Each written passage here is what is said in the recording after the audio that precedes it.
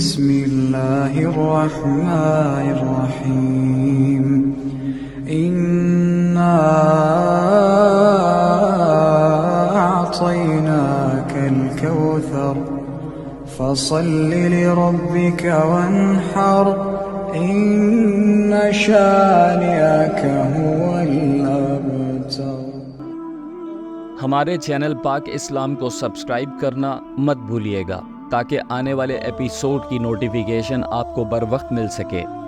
جیسا کہ ہم گزشتہ قسطوں میں جان چکے ہیں کہ قرآن کی سورہ کہف اور سورہ انبیاء میں بیان کے مطابق یاجوج ماجوج کا خروج ہو چکا ہے، اور خاص طور پہ سورہ انبیاء کے مطابق قرآن میں کی گئی ایک پیشن گوئی پوری ہو چکی ہے، اور مغربی ممالک میں سے امریکہ کے معاشی نظام پر خصوصی توجہ اس لیے بھی ضروری ہے کیونکہ ایک مدت سے دنیا کی بین الاقوامی کرنسی امریکی ڈالر ہے،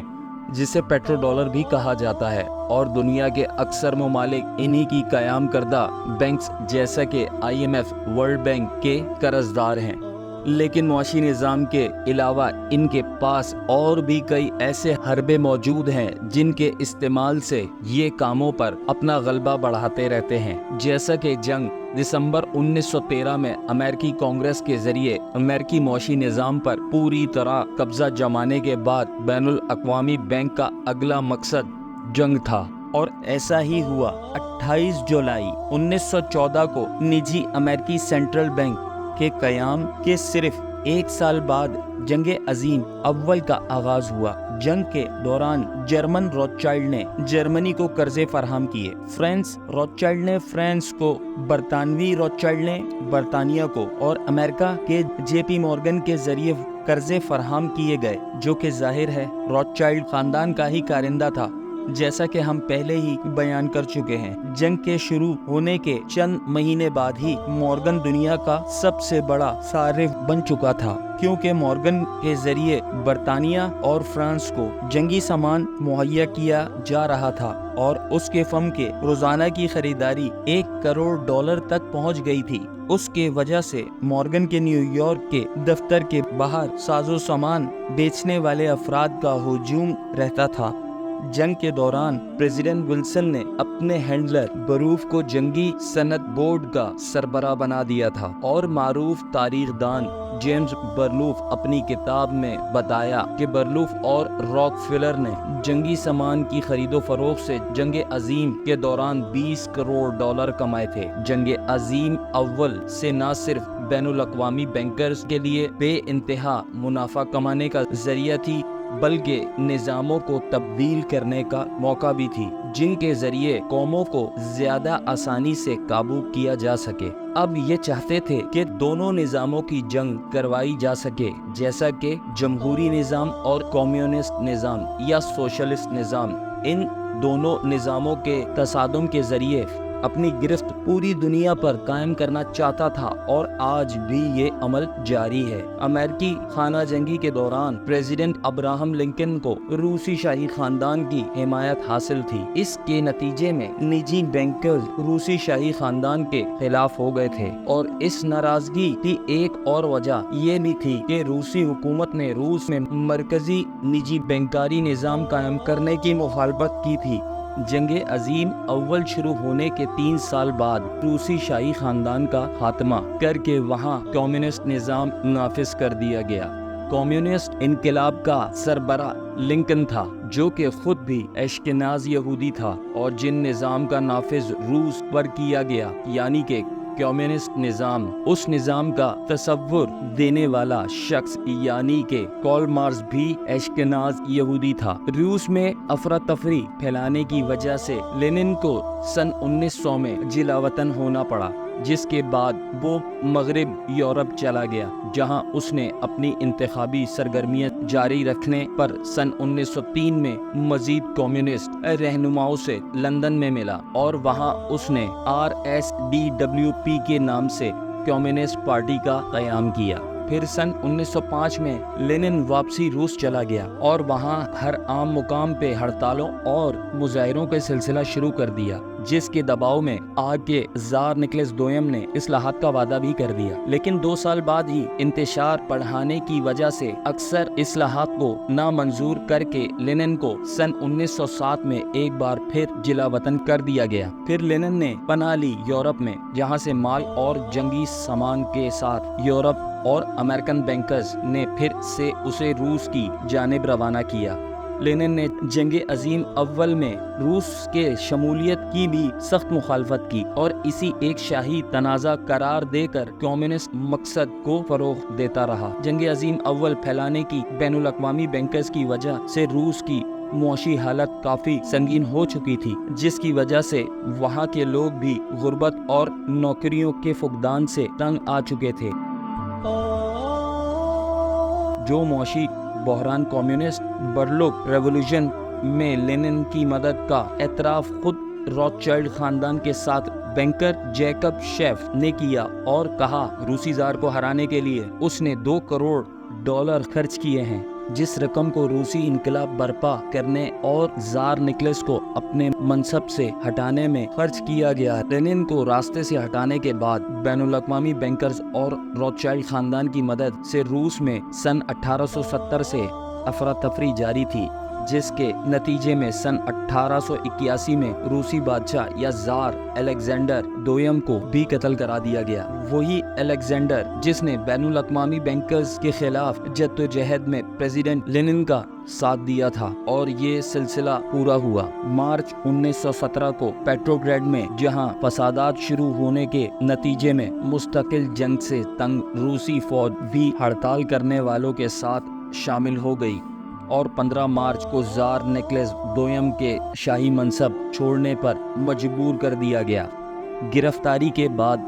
روسی شاہی خاندان کو نکلس دوئم کی بیوی 4 بچوں سمیت نظر بند کر دیا گیا۔ اس کے علاوہ ان کے ہمراہ وہ ملازمین بھی تھے جنہوں نے از خود رومن آف خاندان کے ساتھ رہنے کا فیصلہ کیا۔ پھر 16 جولائی 1918 کو روسی زار نکلس دوئم کے خاندان سمیت بولشوک اہلکاروں کے ہاتھوں قتل کروا دیا گیا۔ زار نکلس دوئم اور ان کے خادمین کو نہ صرف بڑے بے رحمی سے قتل کروا دیا گیا، بلکہ ان کے وجود کو ہلاک کرنے کے بعد مسخ کر کے جلا دیا گیا اور بقایا جات کو کوکیاتی جنگل میں پھینک دیا گیا۔ اس طرح بین الاقوامی بینکرز مافیا کے معاشی اور سیاسی معاملات پر بھی اپنی گرفت جمانے میں کامیاب ہو گئے۔ ظاہر ہے نظریاتی طور پر جمہوری کمیونسٹ نظام میں خاصا فرق ہے، جس فرق آنے والے وقت میں ہم تفصیل سے ضرور جانیں گے، اور یہ بھی تفصیل سے جانیں گے کیسے یہ بین الاقوامی مافیا ان دونوں نظاموں کو استعمال کرتے ہوئے آج بھی دنیا میں افراتفری پھیلا رہے ہیں۔ کمیونسٹ نظام بنسبت جمہوری نظام کو قابو میں رکھنا زیادہ آسان ہوتا ہے، کیونکہ اس نظام میں اختیار محدود لوگوں تک ہوتا ہے، تو اگر آپ ان چنیدہ لوگوں کو قابو کر لیں تو آپ بہت آسانی سے اس قوم کو بھی قابو کر سکتے ہیں جو ان افراد اور ان نظام کے ماتحت ہوتے ہیں۔ کمیونسٹ نظام جمہوری نظام کے اس چوہے بلی کے کھیل میں نقصان ہمیشہ بے گناہ لوگوں کا ہی ہوتا ہے۔ پورے نظام کے علمبردار کے آپسی معاملات بھی کچھ عجیب ہی رہے ہیں، کبھی ایک دوسرے کے اتحادی بن جاتے ہیں تو کبھی مخالفین، جیسے کہ جنگ عظیم دوئم کے دوران روس، امریکہ، برطانیہ اور دیگر ممالک اتحادی تھے، لیکن جنگ جیتنے کے بعد روس میں مغربی جمہوری قوتیں ایک دوسرے کے مخالفین بن گئے، جس کے بعد سرد جنگ کا آغاز ہوا اور مغربی نام نہاد جمہوری قوتوں کا دفاع کرنے کے لیے نیٹو کا بھی قیام ہوا۔ لیکن آج یہ نیٹو فورس افغانستان کے علاقے میں مسلمانوں کے خلاف استعمال ہو رہی ہے، جیسا کہ اور دیگر ممالک میں نیٹو فورس کا استعمال جاری اور ساری ہے۔ یہ لفظ سرد جنگ بھی نہایتی دلچسپ ہے۔ یہ سرد جنگ ایک ایسی جنگ تھی یا ہے جس میں دو مخالفین یعنی امریکہ اور روس بنفس نفیس ایک دوسرے کے मुकाबले में नहीं उतरे, लेकिन नजरियाती बुनियाद पर और मालो मत्ता लालच देकर अपने साथ मिलाकर जंग करवाते हैं, और इसी करने से ये दुनिया में इन दोनों नजरियात को फरोग करने में काफी हद तक कामयाब हो चुके हैं, और इन नजरियाती इख्तिलाफ का फायदा उठाकर आज भी ये कौमों को जंग में मुब्तला करा रहे हैं। और इनके मुताबिक ये अमल तब तक जारी रहेगा जब तक याजूज माजूज की कौम को फिर दुनिया पर सियासी और मुआशी कब्जा नहीं हो जाता। इनकी इस हिकमत अमली भी एक वाज़िया मिसाल है अफगान रूस जंग थी। जब रूस फौज ने अफगानिस्तान पर हमला किया तो अमेरिका ने पाकिस्तान अफगानिस्तान तालिबान की मदद से रूस की फौज को अफगानिस्तान में शिकस्त दी, और फिर कुछ अरसे बाद खुद अमेरिका ने अफगानिस्तान पर 9/11 की आड़ में हमला कर दिया। इन तमाम मामलात पर हम आने वाले वक्त में तफसील से गौर जरूर करेंगे। इसके अलावा जंगे अजीम दोयम के एहतमाम पर जर्मनी को फतह करने के बाद 2 हिस्सों में तकसीम कर दिया गया, और एक हिस्सा यानी कि मगरिब जर्मनी जमहूरी कुव्वतों और अमेरिका के कब्जे में था, और दूसरा हिस्सा यानी मशरिकी जर्मनी सोवियत यूनियन के या रूस के कब्जे में था। और दोनों इलाकों में फ़र्क जर्मनी के मशहूर शहर बर्लिन में सिर्फ देखा जा सकता था, जहां एक ही शहर को दीवार के जरिए 2 हिस्सों में तकसीम कर दिया गया, ताकि मगरिबी ममालिक के अवाम को दोनों निज़ाम में वाज़िया फ़र्क दिखाया जा सके और दुनिया को जमहूरियत के धोखे की तरफ धकेला जा सके। एक तरफ मगरिबी बर्लिन में मुआशी खुशहाली, तारीखी और आज़ादी थी, और दूसरी तरफ सोवियत यूनियन के कब्जे में मशरिकी बर्लिन था। यहाँ बदहाली का राज था, और ना ही किसी को सियासी आज़ादी राय का इख्तियार हासिल था। अगर सोवियत हुकूमत चाहते तो वहाँ भी ऐसा निज़ाम कायम कर सकते थे जो सोवियत कम्युनिस्ट निज़ाम बेहतर होने की तर्जुमानी करता, जैसे कि कम्युनिस्ट निज़ाम को फ़रोग़ मिलता। लेकिन ऐसा करने से बैनुल-अक़वामी बैंकर्स अपना मकसद में कामयाब न हो पाते, और जाहिर है इनका मकसद था पूरी दुनिया में जमहूरी निज़ाम के धोखे को फ़रोग़ देना, एक ऐसा निज़ाम जिसमें अवाम धोखे में मुब्तला रहते हैं। शायद हुकूमत उनकी मर्ज़ी की होगी जो उनके मफाद में कायम करेगी, लेकिन अक्सर हुकूमत वही लोग बनाते हैं जो या पहले से ही याजूज माजूज वर्ल्ड ऑर्डर का हिस्सा होते हैं, या फिर उन्हें इस निज़ाम पर लाया जाता है, और बात ना मानने या मकसद पूरा हो जाने की सूरत में रास्ते से भी हटा दिया जाते हैं। एक अमेरिकी मुसन्निफ जॉन पर्किंस ने अपनी किताब कन्फेशन ऑफ इकोनॉमिक्स हिटमैन में तफसील से लिखा है कि कैसे करप्ट हुक्मरानों के जरिए किसी कौम को मफलूज किया जाता है। ये किताब दर हकीकत अपनी एक आप बीती है। पर्किंस, जो कि वर्ल्ड बैंक के कॉन्ट्रैक्टर थे, इस किताब में बताते हैं कैसे ये इदारे करप्ट हुक्मरानों के जरिए कैसे कौमों को कर्जदार बनाते हैं, और फिर कर्जों की अदायगी में न सिर्फ कमी पर सरकारी अदायगी बिकना शुरू हो जाती हैं, जिनको उन्हीं बैंक के कारिंदे कौड़ियों के दाम खरीदते हैं, और इन ममालिक पर तिजारती पाबंदियां भी लग जाती हैं, जिसके ज़रिए इस बैनुल-अक़वामी न्यू वर्ल्ड ऑर्डर की गिरफ्त इन ममालिक और ख़ुसूसन वहाँ के गरीब अवाम पर बढ़ती जाती है, और इस निज़ाम के ज़रिए ऐसी ग़ुलामी राइज करने में कामयाब हो रहे हैं जिसमें अक्सर ग़ुलामों को मालूम ही नहीं कि वो किस के मातहत हैं। अब हम रवा दवा हैं जंग अजीम दोयम के हालात और वाक़यात की जानिब। वो जंग अजीम के नतीजे में अक़वाम मुत्तहिदा जैसे इदारे का क़याम हुआ, जिस इदारे ने याजूज माजूज, ज़ायनिस्ट, यहूदी और इज़राइल जैसे दहशतगर्द रियासत के क़याम में कलीदी किरदार अदा किया, जिन वाक़यात का खमियाजा हम आज भुगत रहे हैं।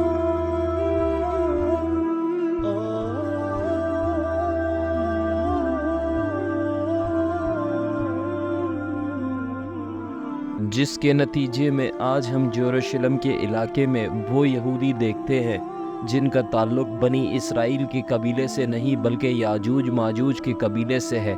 और अहदीस के मुताबिक भी ऐसा ही है, जिसका जिक्र भी तफसील से हो चुका है। और याजूज माजूज की कौम ने बहरे तिब्रिया का पानी पीना शुरू कर दिया है। आज हम जानेंगे कि कैसे धोखे फरेब और जुल्म की बुनियाद पे याजूज माजूज की कौम के कारिंदों ने जंग अजीम دویم کے ذریعے نہ صرف یروشلم کے علاقے میں اپنا قبضہ مکمل کیا بلکہ دنیا پر بھی اپنا قبضہ باضابطہ طور پہ مکمل کر لیا۔ جنگ عظیم دویم کا سنتے ہی ایک شخص کا تصور ذہن میں آتا ہے اور وہ شخص ہے ایڈولف ہٹلر، جس کا یاجوج ماجوج کے ساتھ تعلق جان کر آپ میں سے اکثر بے حد حیران ہوں گے۔ حالانکہ اس معاملات میں سے اکثر حصہ باضابطہ تاریخ کا حصہ ہے، لیکن پھر بھی اکثر لوگوں کو اس کی کوئی خبر نہیں۔ ظاہر ہے کہ لیگ آف نیشن کی ناکامی کے بعد دنیا کو نیو ورلڈ آرڈر کے جھنڈے کے نیچے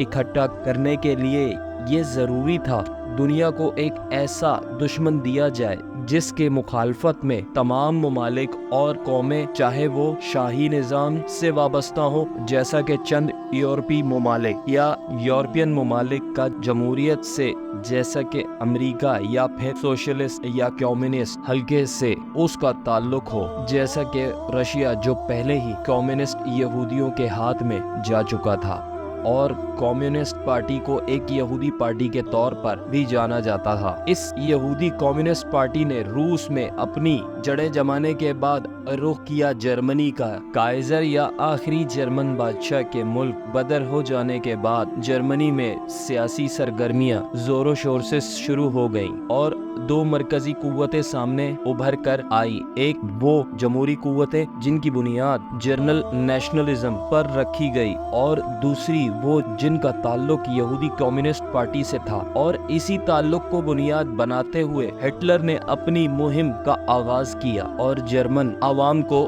ڈرانا شروع کر دیا کہ ہو سکتا ہے کہ یہودی کمیونسٹ قوتیں جنگ عظیم اول میں روس پر قبضے کے بعد اب جرمن سیاست پر بھی حاوی ہو جائیں۔ ظاہر ہے کہ اس دور میں یہ بات عام تھی کہ کمیونسٹ پارٹی ایک یہودی پارٹی ہے، جیسا کہ ہم گزشتہ قسطوں میں بیان کر چکے ہیں، اور یہ بات کسی کو بتانے کی ضرورت نہیں تھی کہ آج جب ہم رشیا اور دیگر ممالک میں کمیونسٹ کو دیکھتے ہیں تو صورتحال کافی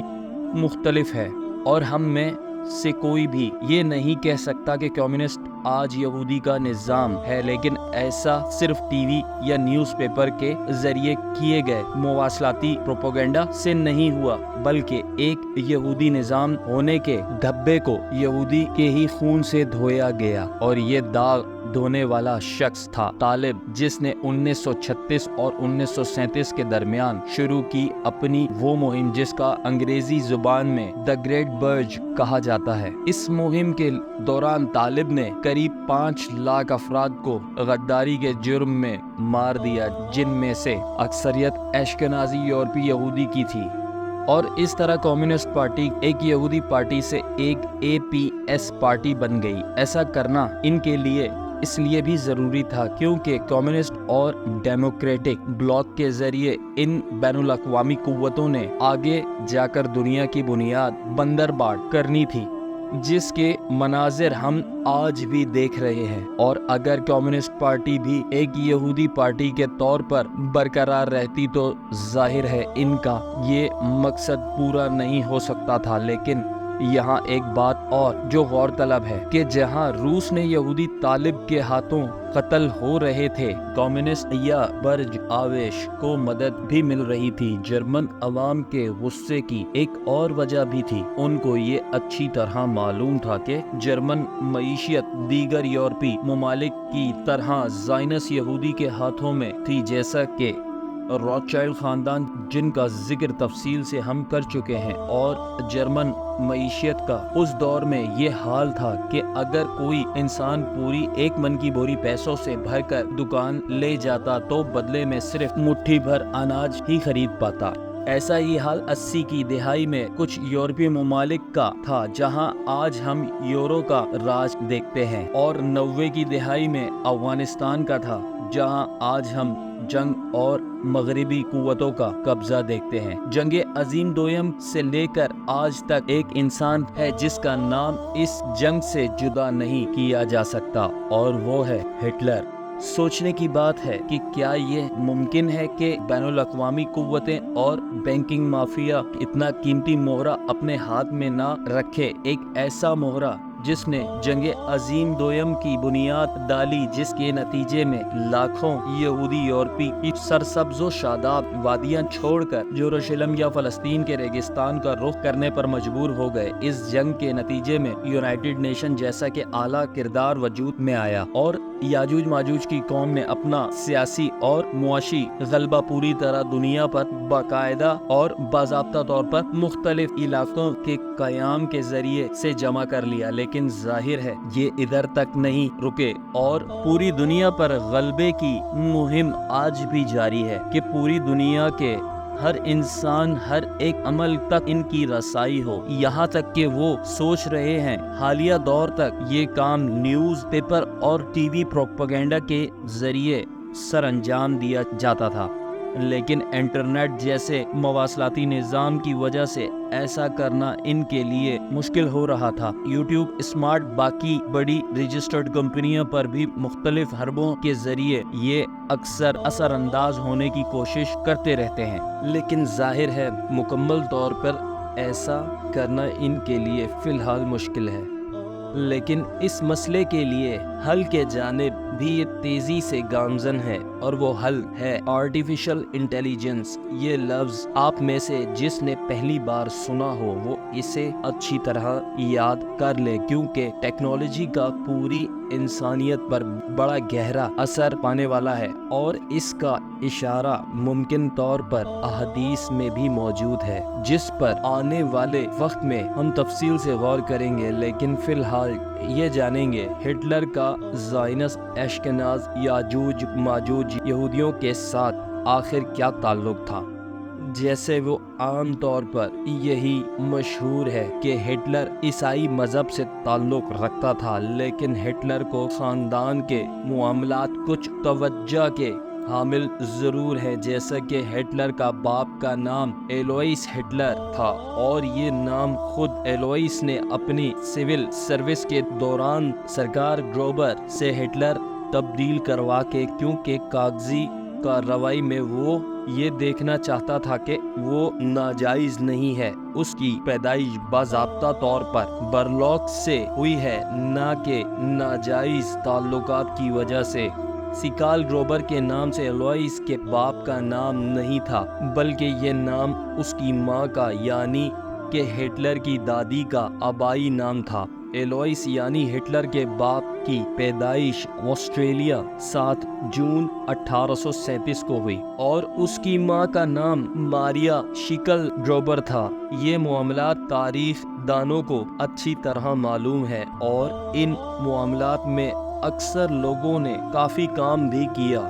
لیکن ایک بات جو کہ عام طور پر نہیں کی جاتی وہ یہ کہ ہٹلر کا باپ آخر کس کا بیٹا تھا۔ ہٹلر کے باپ کی پیدائش قبل ماریا ایک امیر گھرانے میں کام کرتی تھی، اور وہ گھرانہ کسی اور کا نہیں بلکہ روتھشائلڈ خاندان کا تھا۔ وہی روتھشائلڈ خاندان جس کے نام پر فلسطین کا سودا ہوا، جو کہ آج بھی بین الاقوامی مالیاتی نظام میں بڑے حصے دار ہے، جن کے بارے میں ہم کافی تفصیل سے گزشتہ قسطوں میں بیان کر چکے ہیں۔ حمل کے واضح ہو جانے کے بعد ماریا کو روتھشائلڈ مینشن سے روانہ کر دیا گیا۔ اکثر محققین اس معاملے پر روشنی ڈالنے سے نہیں ڈرتے۔ ان کا یہی کہنا ہے کہ ہٹلر کی رگوں میں اشکنازی یہود کا خون تھا، اور خصوصی طور پر بیرن روتھشائلڈ کا نام سامنے آتا ہے، جو کہ اس حویلی یا اسٹیٹ کا اس دور میں مالک تھا۔ حالیہ دور 2005 اور 2006 کے درمیان ایک کتاب شائع کی گئی جس کا عنوان تھا The Last of the Hitlers، جو کہ ڈیوڈ کینل کی لکھی گئی کتاب ہے، جو کہ ایک بڑے مصنف شمار کیے جاتے ہیں۔ امریکہ میں اس کتاب کی فروخت پر پابندی ہے، لیکن برطانیہ سے یہ کتاب بآسانی خریدی جا سکتی ہے۔ اور آن لائن بھی اسے پڑھا جا سکتا ہے۔ اس کتاب میں ایک واقعے کا ذکر کیا گیا ہے جو کہ خصوصی توجہ کا حامل ہے۔ اس کتاب میں ذکر ہے خط کا جو کہ ولیم پیٹرن ہٹلر نے ایڈولف ہٹلر کو لکھا۔ ولیم پیٹرن ہٹلر ایڈولف ہٹلر کا بھانجا تھا اور وہ چاہتا تھا کہ اپنے خاندانی تعلقات سے فائدہ اٹھا کے جرمنی حکومت میں کوئی اعلیٰ عہدے پر فائز کیا جائے، لیکن آسٹریلیا سے جرمنی پہنچنے پر ایسا کچھ نہیں ہوا۔ کچھ عرصہ گزرنے کے بعد ولیم نے ایڈولف ہٹلر کو ایک خط لکھا جس میں اس نے ہٹلر کو دھمکی دی کہ اگر ہٹلر نے اس کے ساتھ اپنا رویہ بہتر نہیں کیا تو وہ اخبارات میں یہ خبر شائع کروا دے گا کہ خاندان میں یہ بات عام ہے کہ ہٹلر کا اصلی دادا ایک یہودی ہے، اور ہٹلر اس دور میں بھی اپنے انر سرکل میں کافی سخت مزاج انسان کے طور پر جانا جاتا تھا۔ لیکن اس موقع پر ہٹلر نے اپنے اکیلے بھانجے کے سامنے گھٹنے ٹیک دیے اور اس کو کچھ رقم دی جو کہ آج کے دور میں قریب $2.5 لاکھ یا قریب 2.5 کروڑ روپے بنتے ہیں، اور رقم دے کر ولیم کو جرمنی سے روانہ کر دیا گیا۔ اس دور میں بھی اکثر محققین ایلوئس یعنی ہٹلر کے باپ کی وجہ سے ایسا انکشافات کر چکے تھے کہ شاید ہٹلر بھی نسلی اعتبار سے ایک یہودی ہے، اور حیرت کی بات یہ بھی ہے کہ پروپیگنڈے کے طور پر ہٹلر نے اپنی آرین نسل سے ہونے کو ثابت کرنے کے لیے ایک کتاب بھی شائع کروائی جس میں یہ ثابت کرنے کی کوشش کی گئی کہ ہٹلر خالص آریہ نسل سے ہے، کیونکہ اس دور میں ہٹلر کے صرف 2 مرکزی نعرے تھے: یہودی غلبے سے آزادی اور دوسرا آرین یا جرمن نسل کا پوری دنیا پر 1000 سال تک غلبہ۔ حکومتی سطح پر ایک کتاب کا شائع کروانا بھی ایک طرح سے دلیل ہے کہ اس بات کا مناظرہ عام طور پر آنے سے ہٹلر کتنا خوف زدہ تھا، اور شاید یہی وہ خوف تھا جس کے نتیجے میں اس نے اپنے اکیلے بھانجے کے سامنے گھٹنے ٹیکے۔ یا کوئی اتنی انوکھی بات بھی نہیں، کیونکہ اس کرد یا زائنس قبائلی گروہ میں وفاداریاں پالنے کا یہ بھی ایک طریقہ ہے کہ اپنی اولادیں انہوں نے ہر جگہ پھیلائی ہوئی ہیں، جسے وقت آنے پر یہ کام لیتے ہیں اور ان کو استعمال کرتے ہیں۔ اعلیٰ عہدے داروں کے درمیان اس آپسی تعلقات کا ایک مثال حالیہ دور میں پریزیڈنٹ بش اور اوباما کی ہے۔ حالانکہ دیکھنے میں پریزیڈنٹ بش ایک سفید فام یا کوکیشن نسل سے ہے اور اوباما سیاہ فام یا حامی نسل سے ہے، لیکن جینیالوجیکل سروس میں معلوم ہوا کہ یہ دونوں آپس میں کزن ہیں، اور اس بات کا ذکر خود اوباما بھی تقریر میں مزاحیہ انداز میں کر چکے ہیں۔ اور اگر بش خاندان کی بات چلی، پارٹی یعنی ہٹلر کی پارٹی کو فنڈنگ کرنے والا لوگوں میں پریسکوٹ بش یعنی پریزیڈنٹ بش جونیئر کا دادا اور پریزیڈنٹ بش سینئر کا باپ بھی شامل تھا۔ اس کی جنگ عظیم دوئم میں امریکہ، جس کی تصدیق کوئی بھی بآسانی کر سکتا ہے، کیونکہ جنگ عظیم دوئم میں امریکہ اور جرمنی ایک دوسرے کے مخالفین تھے، اس لیے اس معاملے کے سامنے آنے پر کافی اعتراضات اٹھائے گئے جو کہ اب 10 تاریخ کا حصہ ہے۔ اس کے علاوہ ہٹلر سے جنگ سے پہلے اس کی تصویر امریکی ٹائمز میگزین کور پر بھی شائع کی گئی، جس میں ہٹلر کو مین آف دی ایئر کا خطاب دیا گیا۔ پہلی جنگ عظیم کے بعد جرمنی کے لوگ نہ صرف یہودی کمیونسٹ پارٹی کی وجہ سے سیاسی بحران کا شکار تھے، بلکہ مالی بحران کا شکار بھی تھے، اور انہی معاملات کی بنیاد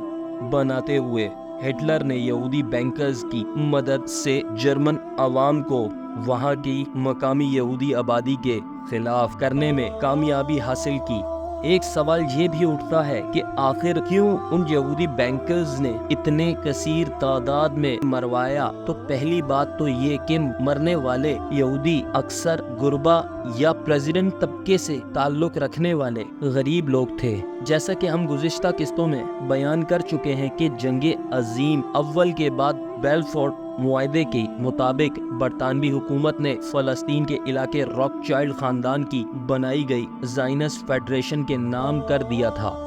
لیکن اب اس علاقے میں آباد کرنے کے لیے یہودی لوگوں کی ضرورت تھی، لیکن یورپ کے ٹھنڈے اور سبز علاقوں سے صحراؤں کا رخ کرنے کی ایک عام اشکناز یہودی کے پاس کوئی خاص وجہ نہیں تھی، اور یہودی مذہب میں بھی ایک یہودی ریاست کے قیام کی ممانعت ہے جب تک ان کا مسیحا نہیں آتا۔ لیکن جنگ عظیم دوئم کے بعد اب یورپ میں یہود کا قتل عام شروع ہو گیا، تو عام غریب یہود کو کم از کم یورپ سے نکل کر فلسطین کے علاقے میں جا کر آباد ہونے کی وجہ مل گئی، اور اس معاملے میں جنگ عظیم دوئم کے بعد ان اشکنازی زائنس یاجوج ماجوج یہودیوں نے ایسی مہم چلائی جس کے نتیجے میں ہم آج بھی فلسطین کے علاقے میں مسلمانوں کا قتل عام دیکھ رہے ہیں، اور آج کوئی بھی یہودی دنیا کے کسی کونے میں بھی پیدا ہوا ہو، ان کو یہ اجازت ہے کہ اسرائیل میں اکثر قبضہ کی گئی سرزمین پر آباد ہو جائیں، اور ایسا کرنے پر ان یہودیوں کے ساتھ بھاری مالیت کا تعاون بھی کیا جاتا ہے۔ حالانکہ آج یہودی کا کہیں بھی قتل عام نہیں ہو رہا، لیکن پھر بھی ہر سال لاکھوں یہودی یورپ، امریکہ اور روس سے یروشلم کے علاقوں کی طرف نقل مکانی کرتے ہیں، کیونکہ جنگ عظیم دوئم کے بعد چلائی گئی مہم آج تک جاری ہے، اور پھر ایک بار جنگ کے ان انجان لوگوں کو عرب مسلمانوں کے علاقے میں اکٹھا کیا جا رہا ہے، تاکہ جب فتنہ فساد شروع ہو تو پھر سے بے گناہ یہود کے قتل عام کے نعرے کے ساتھ اس بار مسلمانوں پر پوری قوت سے حملہ آور ہو جائے، اور اس دوران کچھ ایسے ہدف حاصل کر لیں جو کہ عام حالات میں کرنا شاید ممکن نہ ہو، جیسا کہ مسجد اقصی اور تباہی، اور اس کی جگہ تھرڈ ٹیمپل کا قیام، جس کی تیاری میں یہ مگن ہے۔ یاجوج ماجوج زائنس اشکناز یہودی ریاست کے قیام میں کلیدی کردار ادا کیا۔ ایک ادارے نے جس کا نام اقوام متحدہ ہے، اس ادارے میں جو عوام متحد ہے ان میں یقینی طور پر کوئی مسلمان شامل نہیں، جس سے مراد ہے کہ وہ ممالک جن کے پاس مختلف طور پر ویٹو پاور ہے، اور اس تنظیم کا مقصد بنیادی طور پر صرف اور صرف ایک ہے، اور وہ ہے دنیا پر مکمل قبضہ اور دنیا کے تمام لوگوں کو سیاسی، معاشی، اخلاقی اور شعوری طور پر اپنے ماتحت کرنے یا ایسا کرتے ہیں۔ یہ مختلف حربوں کے ذریعے، جن میں ایمبارگوز، سینکشنز اور جنگیں شامل ہیں، ضروری نہیں کہ صرف ماتحت جنگ کے ذریعے کیا جائے، کیونکہ جنگ کرنے کے لیے بھی افراد، طاقت، مال اور وسائل کی ضرورت ہوتی ہے، اور چاہے جتنا بے بنیاد کیوں نہ ہو، کچھ حد تک جواز کی بھی ضرورت ہوتی ہے، جیسا کہ 9/11 کے حملوں کا جواز بنا کر افغانستان اور عراق پر حملہ کر دیا گیا، اور ان جنگوں کے نتیجے میں آج ہم بیشتر مسلمان ممالک میں انتہا کی بدحالی دیکھ رہے ہیں۔ جواز اس لیے بھی ضروری ہے کہ جنگ لڑنے والے لوگوں کو بھی اس بات پر آمادہ کرنا ہوتا ہے کہ وہ جو کر رہے ہیں صحیح کر رہے ہیں، اور ایسا کرنے سے بے گناہ لوگوں کو قتل کرنے ان کے لیے آسان ہو جاتا ہے۔ اگر مختصراً اس فلسفے کو بیان کیا جائے تو ایسا نظام کو سلیوی اپون کانسنٹ یا غلامی برائے اجازت بھی کہا جا سکتا ہے، لیکن ابھی بھی قوم کی گرفت دنیا پر پوری نہیں ہوئی، اور کچھ مراحل ابھی بھی باقی ہیں جن کا ذکر مستقبل میں تفصیل سے کریں گے، اور جاننے کی کوشش کریں گے کہ اس قوم کا اگلا بڑا حملہ کیا ہے، جس کا اشارہ قرآن اور حدیث دونوں میں موجود ہے۔